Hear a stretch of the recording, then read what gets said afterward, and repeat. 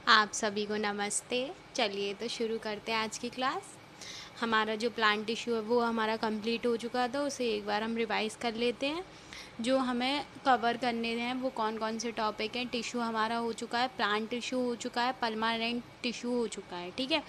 तो जो हमारा प्लांट टिश्यू है उसमें हमारा परमानेंट टिश्यू और मेरिस्टेमेटिक, जिसे हमने क्या सपोज करा था, ये क्या है हमारा प्लांट टिश्यू, जिसमें पीएम होता है प्राइम मिनिस्टर, जिसमें से जो प्राइम है वो उसके पास तो क्या कहते हैं सीएस उसके अंडर काम करते हैं, और जो मिनिस्टर्स हैं उसके अंदर अली काम करता है। अली का मतलब है apical intercalary and apical lateral and intercalary, ठीक है।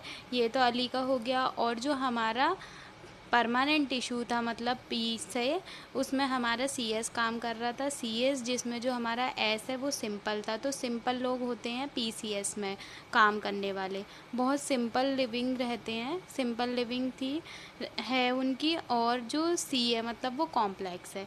कॉम्प्लेक्स में हमारे दो भाई हैं, एक्स और पी, जिसमें से जो दो भाई जो हैं उसमें से एक पानी ज़्यादा पीता है और एक खाना ज़्यादा खाता है, ठीक है। और जो हमारा सिंपल में पीसीएस है उसमें पी है पैरेन्काइमा, कॉलेन्काइमा, देन स्क्लेरेन्काइमा।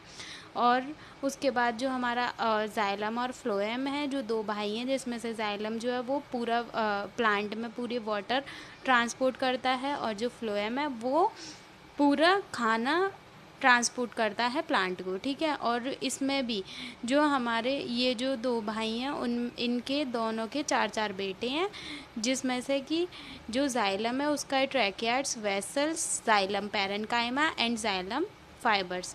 एंड वहीं जो फ्लोएम है उसके भी चार बेटे हैं, जिसमें से है sieve tube, companion cells, phloem parenchyma, then phloem fibre, ठीक है। जो कंपेनियन और सीव ट्यूब है वो दोनों सेम वर्क करते हैं, जिसमें से सीव ट्यूब मेन रहती है, वहीं जाइलम में जो ट्रैकियार्ड्स और वेसल्स हैं वो सेम वर्क करते हैं, उसमें भी बहुत थोड़ा ही डिफरेंस रहता है, ठीक है।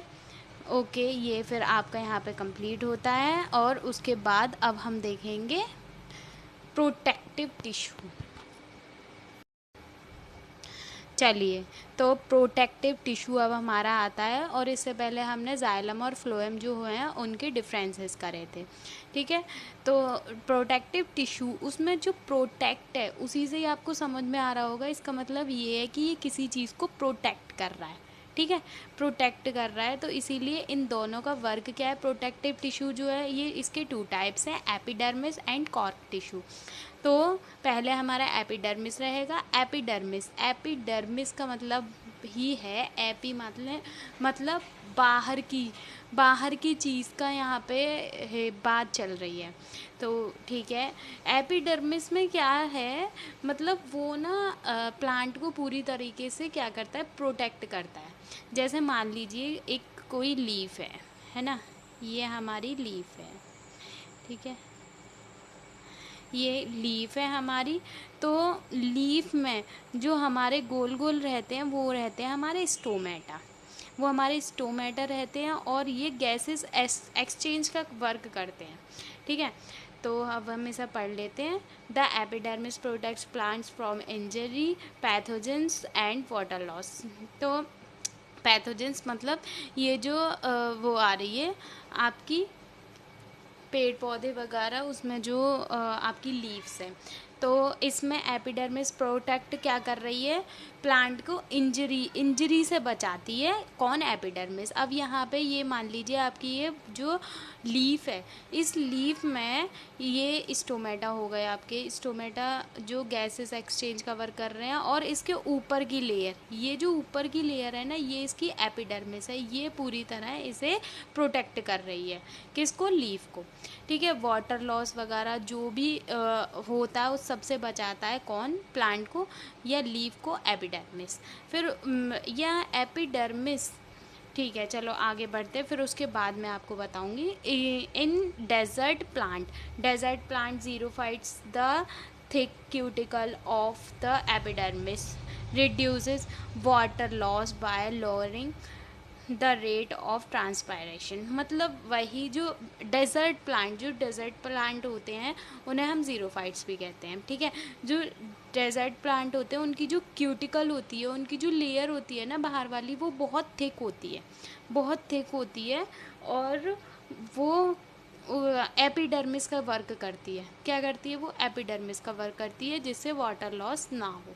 फिर उसके बाद है the epidermis in certain areas also allows for gas exchange during respiration and photosynthesis. मतलब मैंने ये आपको बता ही दिया है, गैस एक्सचेंज का वर्क कर रही है, तो गैस एक्सचेंज का वर्क कर रही है तो वहाँ पर भी एपिडर्मिस उसके ऊपर होगी, जिससे कि वो पूरी तरह उसे प्रोटेक्ट करेगी। उसके बाद है in roots epidermal cells increase the surface area aiding in better absorption of water and nutrients. जो वाटर और न्यूट्रिएंट्स होते हैं उनका बहुत अच्छा जो एब्जॉर्प्शन रहता है वो किसकी मदद से होता है? एपिडर्मिस की मदद से। मतलब कि रूट्स वगैरह सब में जो भी वाटर और न्यूट्रिएंट्स का एब्जॉर्प्शन रहता है वो किसकी मदद से अच्छा रहता है? एपिडर्मिस की वजह से। एपिडर्मिस को आप एग्जाम्पल में समझ सकते हैं, जैसे सपोज़ करिए आपने बारिश में पहन रखा है रेन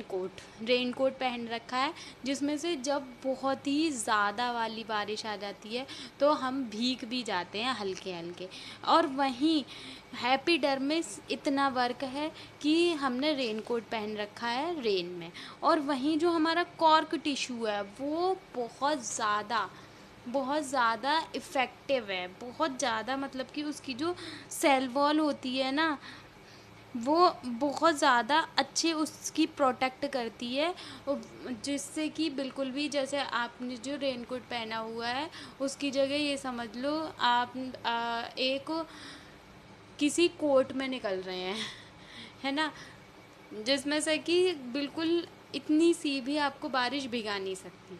तो ऐसे ही ये इतने अच्छे से प्रोटेक्ट करता है पूरे तने को, पूरे प्लांट को, जिससे कि वो डैमेज ना हो सके, उसे कोई इन्फेक्शन ना हो सके। ये कौन वर्क कर रहा है? कॉर्क टिश्यू, ठीक है।